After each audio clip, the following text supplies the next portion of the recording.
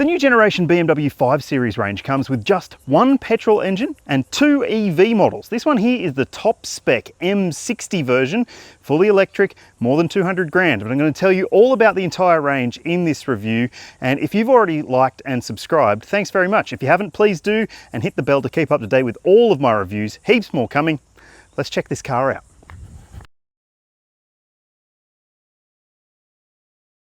There are three different grades available in the BMW 5 Series range in Australia at launch, and look, I reckon that the entry-level model, the 520i, which is the only petrol model in the range, justifies its sizable price increase over the last generation model because it's now more high-tech, it's a larger car, and it has heaps more features as standard as well. And speaking of standard features, I'll just go over a few of the highlights, including 19-inch alloy wheels. You've got beautiful LED lighting all around the car. There's a leatherette and Alcantara interior trim finish, huge screens on the inside as you would expect, and heaps of interior features and luxuries that make it feel quite special. But if you want an electric version of the 5 Series, you've got a couple of choices available to you, including the i5 xDrive 40e, which is the mid-spec model. It's about $155,000 before on-road costs, so it's not cheap. It's a huge jump over the 520i, but it does have a fair amount of EV driving range, 580 kilometers or more on the WLTP standard. So it's got that covered, and it's also got some really nice features, including 20-inch wheels on the outside, the same sort of LED lighting, gets different interior trim, and it looks and feels very high-tech and very high luxury. But if you just want all the luxury and the sportiest drive experience that you can get at the moment, well, this is it. It's the M60, the top spec model in the lineup, which costs more than $215,000 before on-road costs. So you're gonna have to really want it, but you do get heaps of features for the money. And because it's the M model, you also get different suspension calibration, and it's designed to be sporty to drive. I'll tell you whether it is later on, but hey, let's talk about some of the best alternatives to the 5 Series and the i5 electric models. If you aren't convinced that the 5 Series, whether it's petrol or electric, is right for you, then you might want to check out the Audi e-tron GT and the RS e-tron GT, especially if you're looking at the M60. Look, those are fantastic models.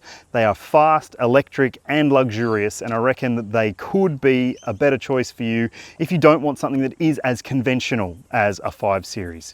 Now, if you do want something that's pretty conventional and you don't necessarily want a BMW, then you should check out the Genesis G80. That luxury sedan has a bunch of different variants available, two petrol models, an EV, and it's really, really luxurious. So if that is what you're after, then hey, it could make a lot of sense to you as well. And another model that you might want to check out that sort of blends both of those into, well, an unconventional but conventional EV model, you should be looking at the Mercedes EQE. Now, obviously, there's an E-Class model as well if you want a petrol powertrain with mild hybrid technology. But if you do want an EV, the EQE range has a few different variants available. It looks very different to anything else on my list, and I reckon that could be why you like it. But tell me which one you would pick in the comments section below.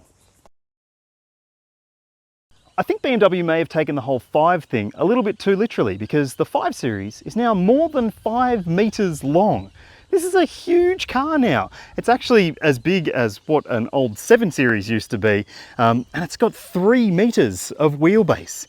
This is a large sedan, and like, honestly, I think it looks really good. But look, this is actually physically so large that it might not necessarily fit in your garage at home or in your car space at work. So you're gonna have to really consider whether it will work for you. All right, let's check out the boot and see if it's big enough, because, well, there's a bit of difference when it comes to the petrol and EV models. Of course, you do get an electric tailgate when it comes to the 5 Series range, as standard across the entire range. And the boot space is actually, well, it's kind of interesting. It's very long and deep, but not very wide, considering the width of this car. The figures that you'll see on your screen now for the EV model give you an indication that, well, you're going to have to stack a lot right at the back there. And if you choose the petrol model, you do get a slightly bigger boot because, well, it has less battery interference at the back. So it's just something you need to keep in mind. And in the back, you'll also find a safety kit. You've also got a little tire repair kit there as well.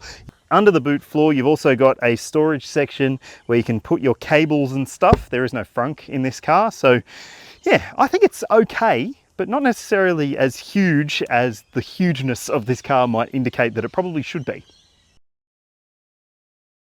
The interior of the BMW i5 M60 is a super special place to sit because it has an array of different materials in this top spec model that you don't get in some of the cheaper versions of this car, including carbon finishing across the dashboard. You've also got the beautiful Bowers and Wilkins stereo system with the lovely finishes around the speakers. And in this spec, you also get specific M seat belts, which have the lovely little stripiness on them. And also there are a bunch of different options that you can choose in terms of colors and choices, but I think that this looks really nice, although I reckon this material finish might get a little bit dirty over time, but I guess you'd have a cleaner if you had a car like this, right?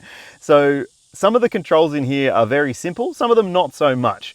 Let me talk about the ones that aren't as simple. It's just things that take a little bit of getting used to. So your vent controls are these little triggers along here, and yeah, you do get used to using them and you can get a good airflow to you as well, but it's just not as simple as a regular little tab, I guess you'd call it. You've also got controls above it on a little touch panel.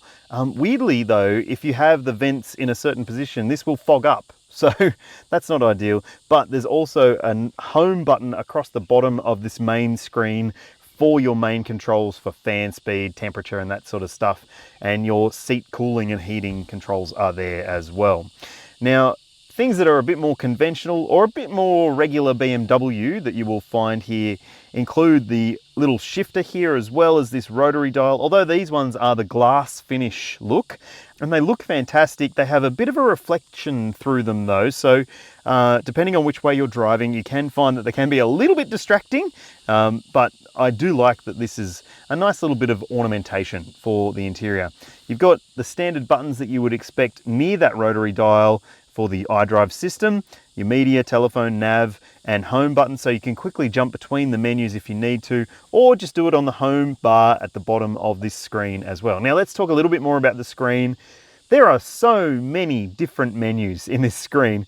It is, let's say, something you need to get used to. You need to spend time in this car to be able to figure out where all the menus are, and there's like, honestly, you can scroll down the screen. Look, my phone doesn't have that many apps on it.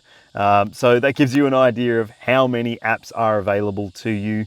You can even watch YouTube, but you have to have an ID, a BMW ID, a login for the screen to do that. I don't have one of those because it's just a test car.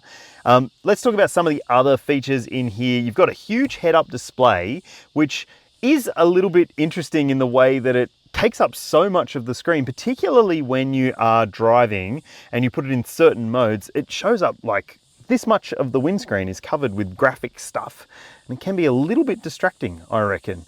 You've also got another screen in front of the driver with your basic information that you would expect: driver info stuff, trip computer, speed, that sort of stuff. And when it comes to practicality in here, you've got a pair of cup holders, a wireless phone charger, and a secondary pad there as well, bottle holders in the doors, and a covered center console bin with cooling as well. So the practicality elements are all there, and it's a really nice, and even though it is high tech, pretty easy to get used to cabin as well. So let's check out the back seat and see if it's big enough. Remember, this is a big car. Backseat space is, as you would expect for a vehicle this large, pretty damn good. This seat is set for my driving position at 182 centimeters or 6 foot. My footroom is a little bit tight. Yeah, my toes are tucked right in underneath that seat. That's because that's my driving position. Knee room's good though. Headroom is pretty good as well. Remember, this car is a traditional sedan, so it doesn't have the swoopy, I guess, roofline that you get in some other liftback style models. And there is still a pretty big transmission tunnel intrusion in this car. So, I mean, it's going to be comfortable enough for 2 adults. 3 might be a little bit squishy, but it's not going to be the end of the world. And if you do happen to need to put kids in the back, you've got ISOFIX points in the window seats, 3 top tether points as well.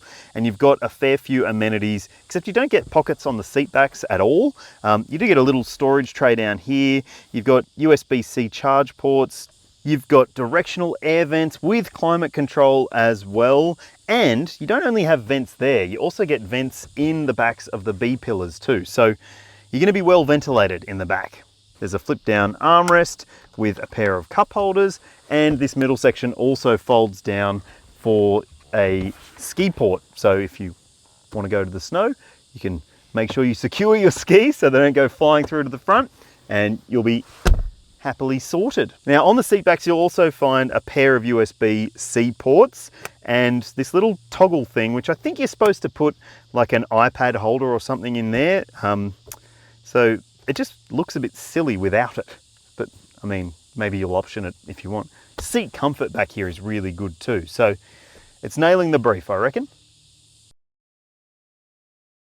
So I've already mentioned that you've got the choice of 3 different BMW 5 Series models in Australia, and you've got 3 different powertrains as well. So the entry-level model is the 520i. It comes with a 2-litre 4-cylinder turbocharged petrol engine with mild hybrid technology, and it's got an 8-speed automatic transmission, and it's rear-wheel drive. It's pretty quick. It's not necessarily going to set your world on fire, but it is fast enough for most people's needs. And then there's the mid-spec model, which is called xDrive 40e, and it has a rear-mounted electric motor, so it's rear-wheel drive, and you'll see the outputs on your screen now. That means that it is a fair bit speedier from 0 to 100. And look, it's probably going to be the sweet spot for people who do want an EV and don't need everything that this one offers. This one here is the M60. It has so much power and torque. You'll see the figures on your screen now, and it's xDrive, so it's got all-wheel drive as well. The 0 to 100 for this car, 3.8 seconds. For something this big, that's phenomenal. Okay, so when it comes to EV driving range, as I've mentioned earlier on, you do get a fair bit of range if you buy the xDrive 40e model, 582 kilometers, which is a lot. That's the WLTP rated range. And for this model here, the M60, which is more performance focused, you do pay a bit of a penalty, 516 Ks. But both of them come with an 84 kilowatt hour lithium ion NMC battery pack. And look, that is a pretty sizable pack. When it comes to charging, you do have a couple of options available to you. So you've got AC charging, as you would expect. It's a Type 2 combination plug, and the AC onboard charger maxes out at 22 kilowatts. So this is a faster AC charger than some other vehicles in this class. And it just means that if you do have the capability to charge at that speed at home, well, it's going to be a lot faster to charge at home. And then if you have DC charging capability wherever you're going, if you're on a road trip, if you're going to a fast charger, there's 205 kilowatt DC charging capacity for the 5 Series models. And also remember that if you buy an electric 5 Series, you get 5 years of ChargeFox network subscription. So you don't have to pay a cent for charging if you go on a road trip, which is pretty good if you can find one that works and doesn't have people waiting there. Have a listen to this. Try it again, ready?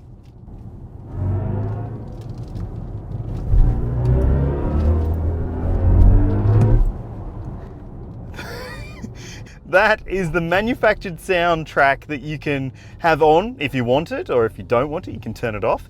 But that is in sport mode in the M60 version of the i5.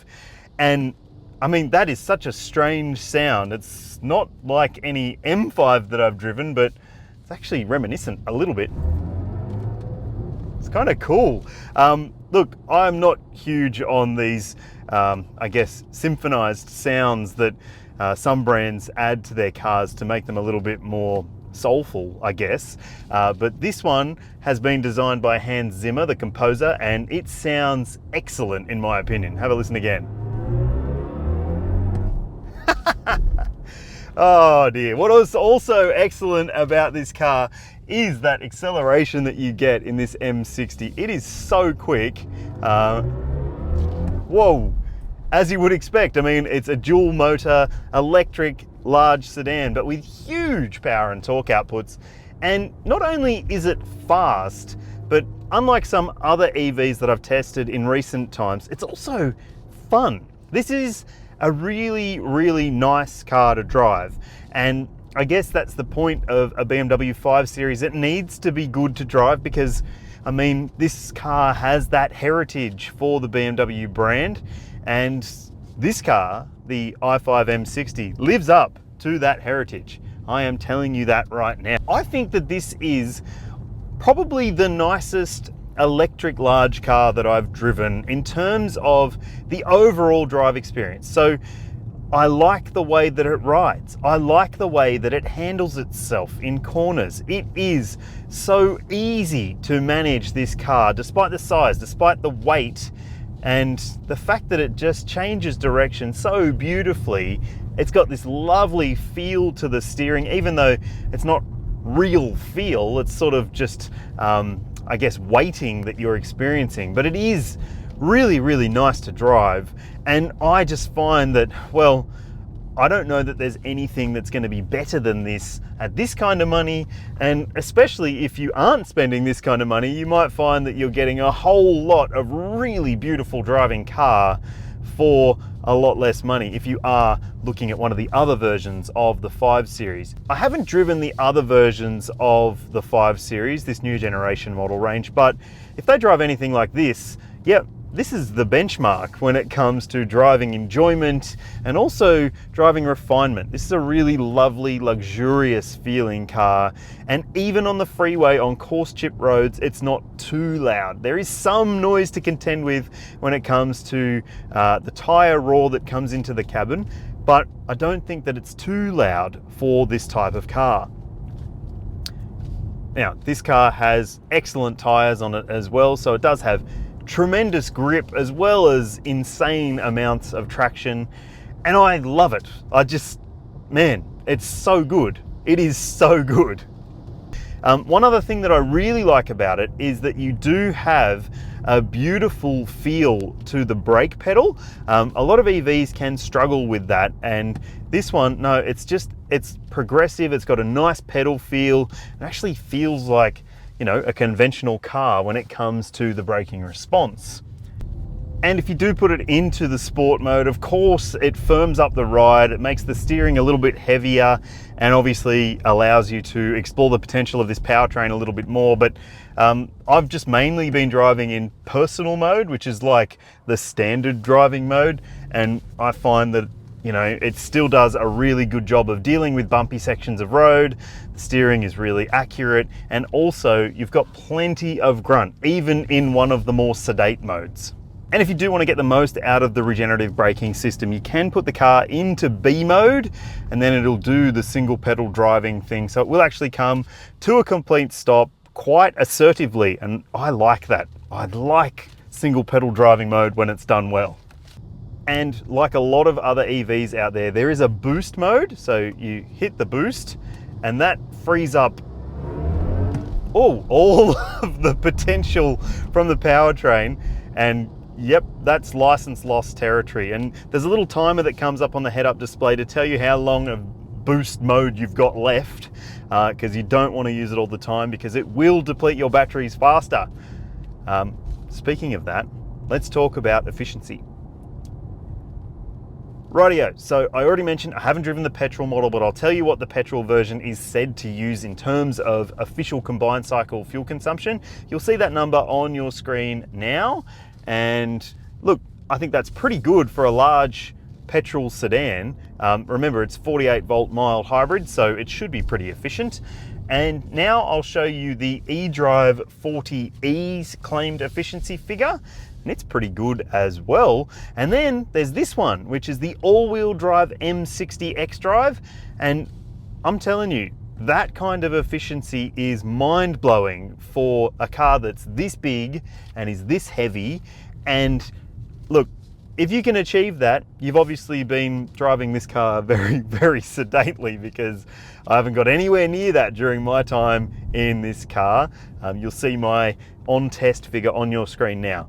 Still pretty good for a big all-wheel drive performance sedan, but yeah, just like a petrol car, if you drive it harder, it uses more juice. The BMW 5 Series has achieved the maximum 5-star ANCAP safety rating in 2023, so it does have plenty of safety technology and equipment on board, as you would expect. Look, I'm not going to go through every single thing in detail because honestly, it would take about an hour. There's stuff like autonomous emergency braking with pedestrian, cyclist, junction and head-on collision protection. There's also lane keeping assistance, traffic jam assist, blind spot monitoring, rear cross traffic alert, front cross traffic alert, front and rear parking sensors, a surround view camera system, and this is standard across all models in the range. And there's about 1 billion airbags in here as well. So look, it is very, very well equipped, and it does have all the safety tech that you would expect for a 2024 model BMW. BMW offers a 5-year unlimited kilometre warranty for its models in Australia, and if you choose an EV, you get an 8-year warranty for the battery pack as well. Now, let's talk about servicing. There are a couple of prepaid service packs available to choose from. If you choose the petrol version of this car, it'll cost you just under $3,000 for a 5-year, 80,000 kilometre service plan, and that'll just basically tell you when it needs a service, and you take it in, and they do what they need to do. And if you choose one of the EV models, you get a 6-year unlimited kilometre service plan for about the same kind of money. So if you are going to do a lot of Ks, maybe the EV makes a lot more sense. Look, BMW knows what it's doing when it comes to luxury sedans, so it's no surprise that this one is bloody brilliant. This electric version of the 5 Series, the M60 model in particular, is an absolute corker. But hey, if you can't justify this kind of money, then maybe the 520i petrol model would tick the box for you. But I'd love to know what you reckon. Hit me up in the comments section below. Do you like sedans? Would you buy a sedan in 2024? I'd love to hear from you. And if you haven't already, please do like, subscribe, and ring the bell to keep up to date with all of my videos. Thanks for watching. I'll see you in the next one.